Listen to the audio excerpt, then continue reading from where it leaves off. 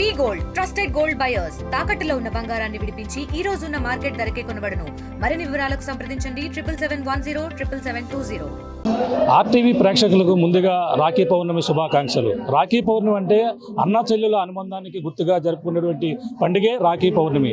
అటువంటి రాఖీ పౌర్ణమి పండుగనైతే పిఠాపురం నియోజకవర్గంలో ఏపీ ఉప ముఖ్యమంత్రి తన సొంత ఇలాకానాలో అలాగే దూర ప్రాంతాల నుంచి వచ్చినటువంటి భక్తులతో ఇక్కడంతా కూడా కలకలలాడుతుంది. అలాగే మనకు ప్రధానంగా తెలిసిందే పిఠాపురం నియోజకవర్గంలో ఉన్నటువంటి శ్రీపాద శ్రీవల్లభుని ఈ యొక్క జన్మస్థలం ఏదైతే ఉందో దత్తాత్రేయ క్షేత్రంలో ఈ యొక్క రాఖీ పౌర్ణమి వేడుకలు అంగరంగ వైభవంగా జరుగుతున్నాయి.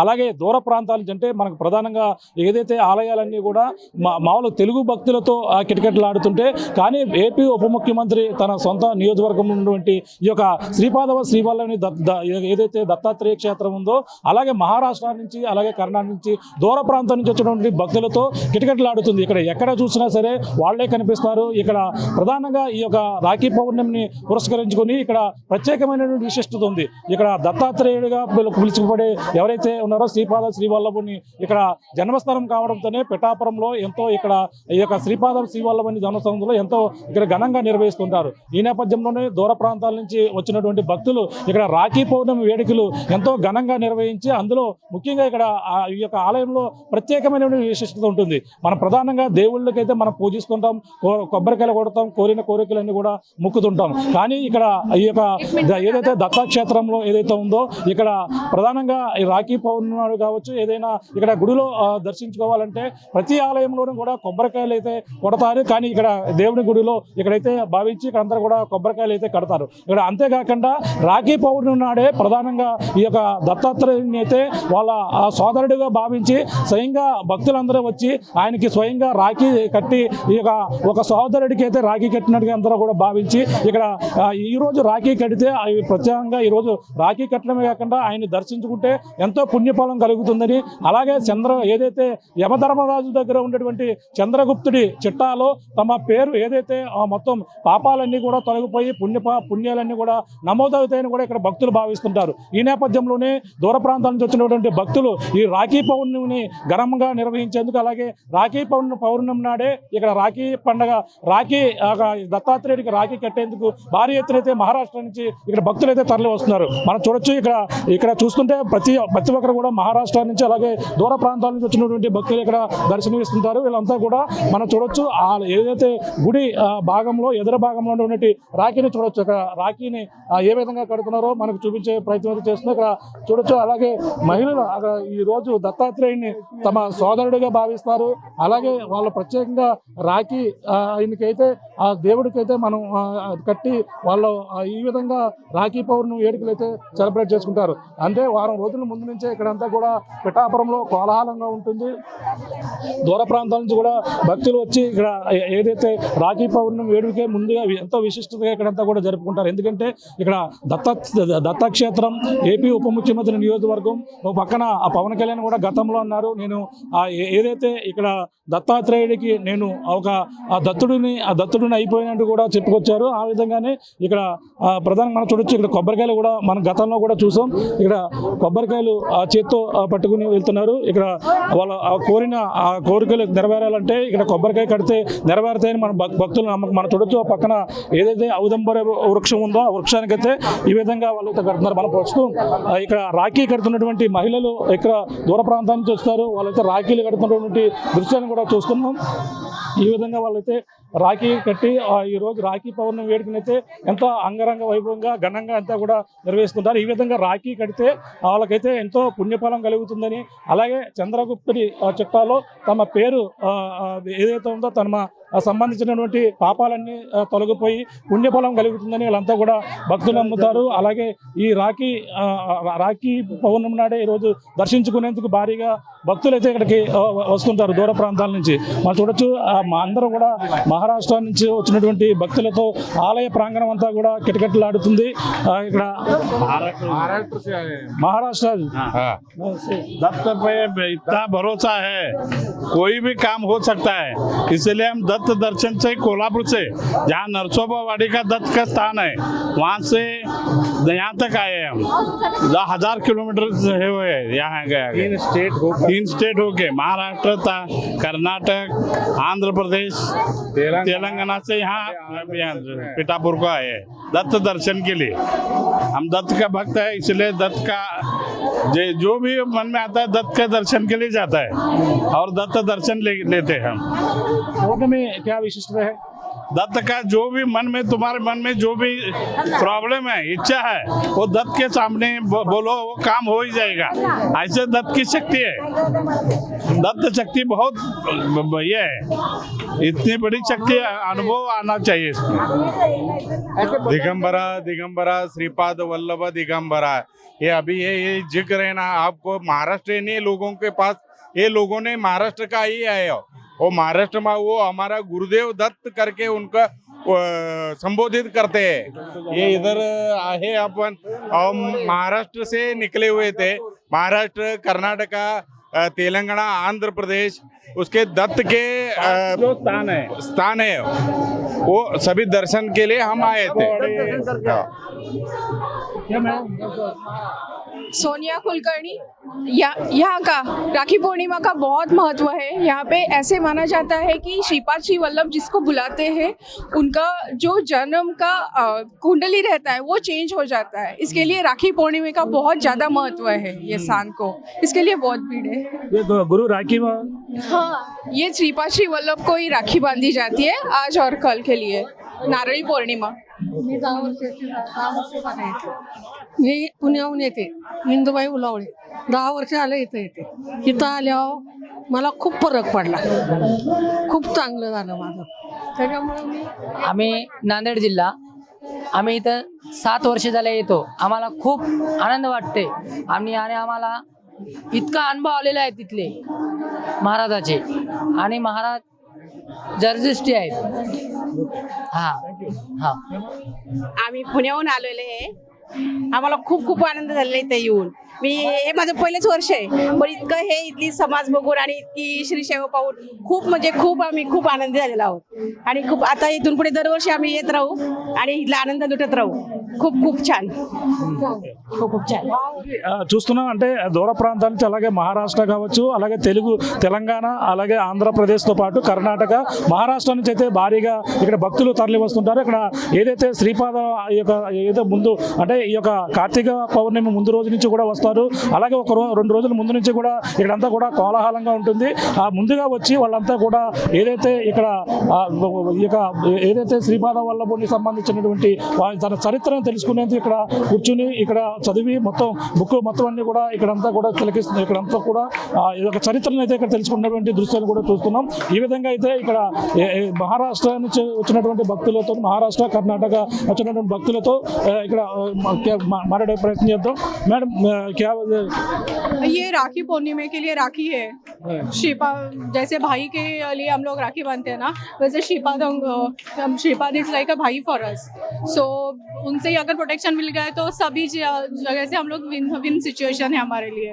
तो इसमें श्रद्धा के साथ एक विश्वास और एक पैशनेट डिवोशन, डेडिकेशन का भी ये आता है। सो इट्स लाइक मतलब पूरी आस्था और श्रद्धा के साथ श्रीपाद श्री वल्लभ शरणम। How many times in come there? Sorry, How many times?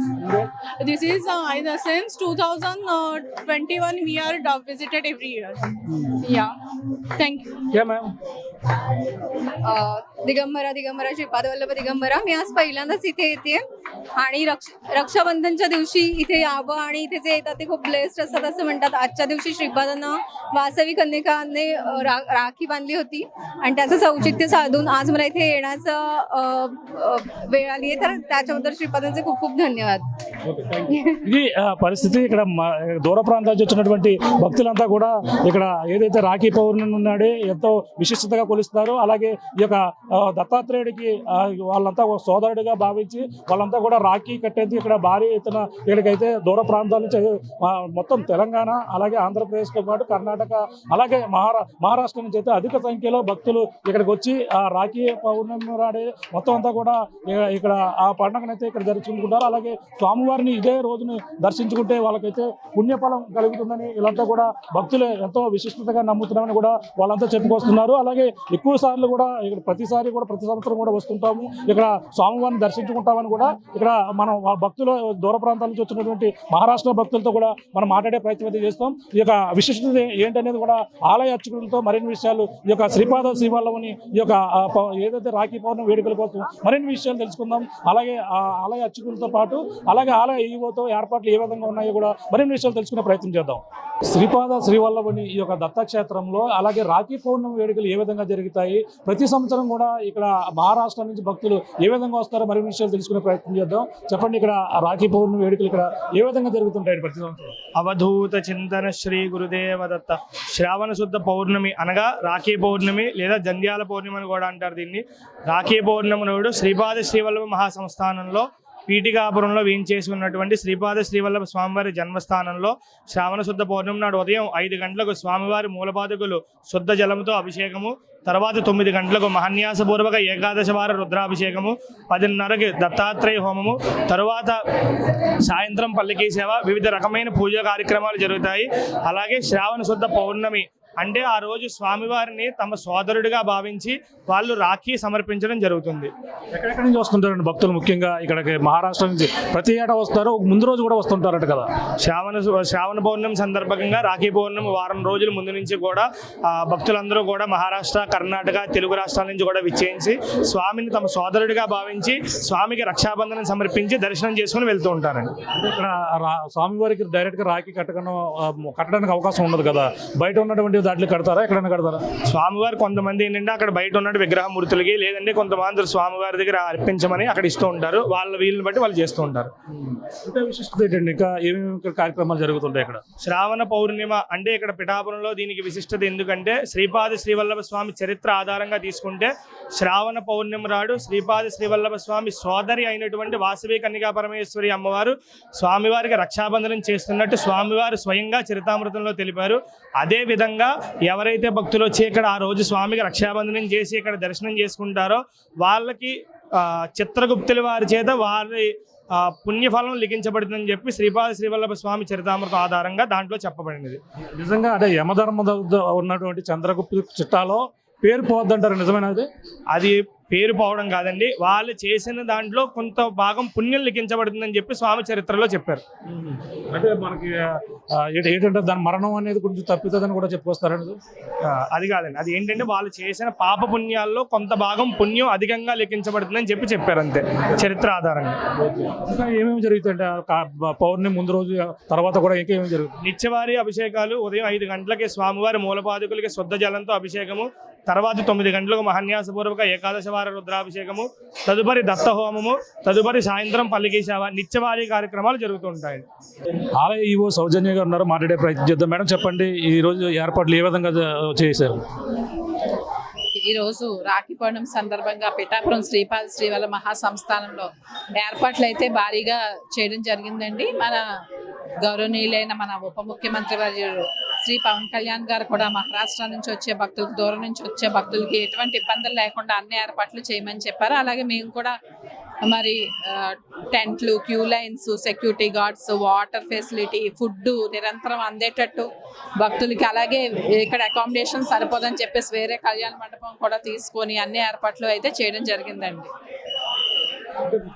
ఎంతమంది భక్తులు వస్తారని ఇక్కడ అంచనా వేయడం జరిగింది? అంటే మహారాష్ట్ర, కర్ణాటక, తెలుగు రాష్ట్రాల్లో కూడా వస్తారండి. సుమారుగా 20,000 మంది భక్తులు వస్తారని అంచనా చేసి దానికి తగినట్లుగా అన్ని ఏర్పాట్లు చేయడం జరిగింది. ముఖ్యంగా రాఖీ పౌర్ణమి నాడు రాఖీ కట్టడానికి ఇక్కడ ఎంతమంది రాఖీ కూడా కడతారంటే దేవుడికి, అది ఇక్కడ ఏ విధంగా జరుగుతుంది? శ్రీపాద వల్లభుని తమ సోదరుడిగా భావించి ఇక్కడికి మహారాష్ట్ర నుంచి భక్తులు వచ్చి రాఖీ కడతారండి. వాసవి కన్యకా పరమేశ్వర అమ్మవారు శ్రీపాదుడికి రాఖీ కట్టేవారు తమ సోదరుడిగా భావించి, అదే ఆనవాయితీ ఆ రోజు నుంచి కూడా వస్తుంది. ఈ రాఖీ పౌర్ణమికి ఎన్ని రోజుల ముందు నుంచి మొత్తం వీళ్ళంతా రావడం జరుగుతుంది? వాళ్ళకి సంబంధించిన వసతులన్నీ కూడా ఏ విధంగా ఉంటాయండి? రాఖీ పౌర్ణమికి 2-3 రోజుల ముందు నుంచి కూడా భక్తులు వస్తారండి. అలాగే పౌర్ణమి అయిపోయాక 2-3 రోజుల వరకు కూడా భక్తులు ఉంటారు, వచ్చి కడతారు రాఖీ. ప్రతి సంవత్సరం కూడా ఇలాగే జరుగుతుందండి? ఇలాగే జరుగుతుందండి. సంవత్సరం కూడా భక్తులు పెరుగుతున్నారు. అంటే ఉదయం అల్పాహారంతో పాటు మొత్తం అన్ని కూడా ఉచితంగా మొత్తం అన్ని ఉచితంగా. ఉదయం మార్నింగ్ ప్రసాదము, కాఫీ, టీ, అలాగే దాని తర్వాత టిఫిన్, దాని తర్వాత భోజనాలు, మళ్ళీ సాయంత్రం కాఫీ, టీ, రాత్రి భోజనాలు అన్ని కూడా ఉచితంగా అందిస్తామండి. అకామిడేషన్ కూడా ఫ్రీగానే ఇవ్వడం జరుగుతుంది. ఈరోజు ఉదయం నుంచి స్వామివారికి ఏ ఏ అభిషేకాలు చేస్తారు, సాయంత్రం వరకు కూడా ఎటువంటి కార్యక్రమాలు ఉండబోతున్నాయి? పొద్దున్న గోపూజ, తర్వాత రుద్రాభిషేకం ఉంటుందండి, తర్వాత దత్తహోమం, తర్వాత సాయంత్రం పల్లకీ సేవ. ఇది పరిస్థితి. భక్తులకు ఎటువంటి అసౌకర్యం కలగకుండా భారీ ఏర్పాట్లు అయితే చేశారు. అలాగే ఉదయం పూజలు మొదలుకొని అలాగే సాయంత్రం వరకు కూడా అనేక అభిషేకాలు కూడా నిర్వహించేందుకు కూడా అన్ని ఏర్పాటు చేశారు. అలాగే మహారాష్ట్ర, కర్ణాటక, తెలుగు, అలాగే తెలంగాణ, అలాగే ఆంధ్ర నుంచి కూడా భారీ ఎత్తున భక్తులు వస్తున్న నేపథ్యంలో వాళ్ళకి ఎటువంటి అసౌకర్యం కలగకుండా అన్ని ఏర్పాట్లు కూడా చేసినట్టుగా ఆలయ ఎవరైతే సౌజన్య గారు కూడా చెప్తున్నారు. ముఖ్యంగా అంటే ఈ యొక్క ఏదైతే రాఖీ పౌర్ణమి పురస్కరించుకుని, అలాగే మనకు ప్రధానంగా తెలిసిందే ఈ రాఖీ పౌర్ణమి నాడే భక్తులు అయితే వచ్చి ఈ యొక్క స్వామివారికి ఇక్కడ దత్తాత్రేయుడికి అయితే రాఖీ కట్టడం ప్రతి సంవత్సరం కూడా ఆనవాయితీగా వస్తుంది. ఆ విధంగా కట్టడం కాకుండా ఈ యొక్క రాఖీ పౌర్ణమి నాడు అలాగే స్వామివారిని దర్శించుకుంటే ఏదైతే యమధర్మరాజు చిట్ట యమధర్మరాజు ఉన్నటువంటి ఏదైతే చంద్రగుప్తు చిట్టాలో పాపాలు తొలగిపోయి పుణ్యాలు కూడా కలుగుతాయని భక్తుల నమ్మకంతోనే భారీ ఎత్తునైతే ఇక్కడికి వచ్చేందుకు కూడా భారీ ఎత్తునైతే ఇక్కడికి వచ్చి ఈ పూజలు నిర్వహించు అలాగే ఈ యొక్క మొత్తం పిఠాపురం మొత్తం 5 రోజుల పాటు అయితే పిఠాపురంలో ఈ సందడి వాతావరణం నెలకొంటుంది.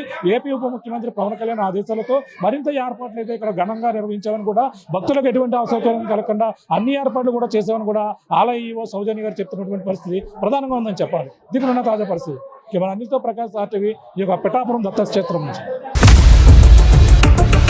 For latest updates on India-Pakistan tensions, download RTV Live app.